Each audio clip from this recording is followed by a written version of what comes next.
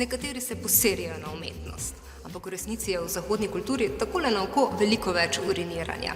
Recimo lulajoči bruseljski deček, ki je kopija kipca iz leta 1619, je večini prav simpatična fontana.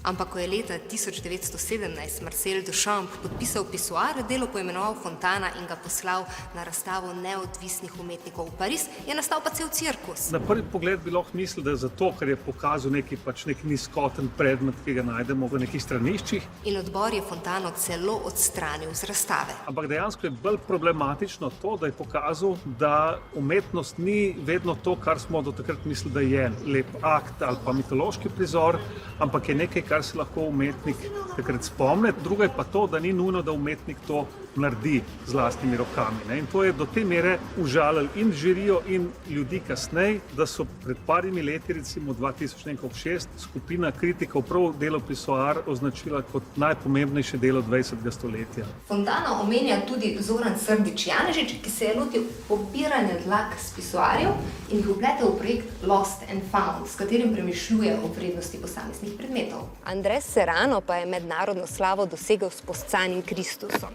To je tale fotografija, na kateri vidite, kako je lepe barve pričaral umetnikov urin, v katerega je pomočeno razpelo. Reakcija na Poscanega Kristusa je bila v prvi fazi dost, recimo, logična. So ga razumeli kot blasfemijo. Čeprav je zanimivo, da je Serrano sam rekel, da je celo življenje že katolik, da je veren in da absolutno ni mislil on to kot žalitev. Gre le za eno od fotografij iz posebne serije, v kateri je umetnik uporabljal različne človeške tekočine, denimo kri in spermo. Je pa zanimiva reakcija ene kritičarke, ki obenem nuna, je pa to definirala kot podobo, ki prikazuje, kaj človeštvo storilo Kristusu. Domžalske klobase Hinka Smrekarja, slikarja in ilustratorja, po katerem je poimenovano celo najvišje priznanje za ilustratorje, so v funkciji satire. Glavni motiv je sranje, natančneje sranje, ki so ga morali požirati revni kmetje. Nekatere teme so vedno aktualne. A imamo čas še za en selfie? Imamo.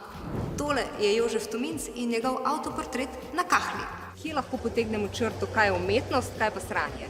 En odgovor bi bil, da nas umetnost pripravi do nekih globih razmislekov. Pač je neka primerjava jasna, če vidimo en drek na cesti, pa to primerjamo z zadnjo večerjo Da Vinčevo, je ta razlika zelo jasna. Če pa recimo govorimo o tem prenesenem pomenu, da je umetnost sranje, kičasto ali pa malo slabo v bistvu izvedeno in nas taka slika nič ne premakne, nas ne začne drezati, da do nje vzpostavimo nek odnos, takrat po mojem lahko rečemo tudi, da je takšna umetnost sranje. Tudi Monetjeva platna so konec 19. stoletja kritizirali, da so nič vredna. En navaden drek bi lahko rekli. Če pa si hočeš danes privoščiti kakšnega izmed njih, pa moraš kar ene parkrat zadeti na loteriji. Skratka, nihče več ne misli, da je Monet en navaden drekač.